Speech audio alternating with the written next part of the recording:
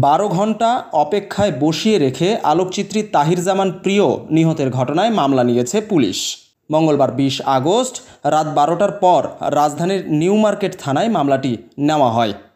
এর আগে ছেলে হত্যার মামলার দায়েরের জন্য ওই দিন সকাল থেকে 12 ঘণ্টারও বেশি সময় থানায় অপেক্ষা করেন তাহির জামানের মা শামসী আরা জামান।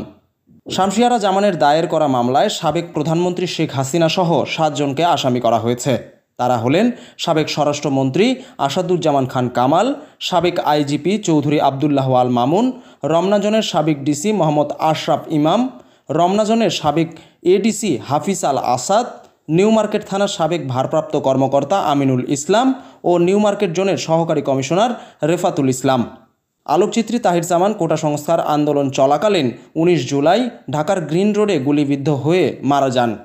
তরুণী আলোকচিত্রী একসময় দ্য রিপোর্ট.লাইভে ভিডিও জার্নালিস্ট হিসেবে কর্মরত ছিলেন। জানা যায়, তাহির জামানের মা শামসী আরা ছেলে হত্যার মামলার দায়েরের জন্য মঙ্গলবার বেলা 11:15টার দিকে নিউ মার্কেট থানায় যান। থানা শুরু থেকেই মামলা গ্রহণ না করার জন্য নানাভাবে চেষ্টা করেন। থানা থেকে জানানো হয়, মামলা গ্রহণের জন্য কোনো কর্মকর্তা নেই। এছাড়াও বিভিন্ন হয়রানি করেছে থানা পুলিশ, এমন দাবি করেছে জামানের মা শামসী আরা। এদিকে 7 মসজিদ সড়কে গাছ রক্ষা আন্দোলনের সমন্বয়ক আমিরুল রাজীব সকাল থেকেই তাহির জামানের মায়ের সঙ্গেই ছিলেন। এছাড়াও জামানের বোন তাসফিয়া আলম ও অর্ধশতাধিক ছাত্র জনতাও এ সময় উপস্থিত ছিলেন। এ সময় রাজীব ডিএমপির নিউ মার্কেট জোনের সহকারী পুলিশ কমিশনার রেফাতুল ইসলামের বিরুদ্ধে অভিযোগ তুলে জানান, থানায় আসার পর থেকেই মামলা গ্রহণে গড়িমসি করেছে পুলিশ সদস্যরা। থানার দায়িত্বপ্রাপ্ত তদন্ত পুলিশ পরিদর্শককেও কৌশলে থানা থেকে অন্যত্র সরিয়ে নেওয়া হয়েছে।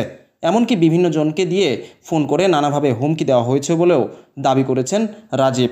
পরে সেখানে ঢাকা মহানগর পুলিশের যুগ্ম কমিশনার ইসরাইল হাওলাদার গিয়ে পরিস্থিতি শান্ত করেন এবং সকলকে মামলা গ্রহণের আশ্বাস দিয়ে জানান, থানায় মামলা রুজুর জন্য যে পুলিশ কর্মকর্তা প্রয়োজন তা এখন এই মুহূর্তে নেই।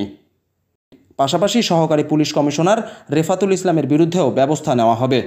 সবশেষে রাত 12টা 5 মিনিটে মামলার আবেদন এজাহার হিসেবে গ্রহণ করে নিউ মার্কেট থানা পুলিশ।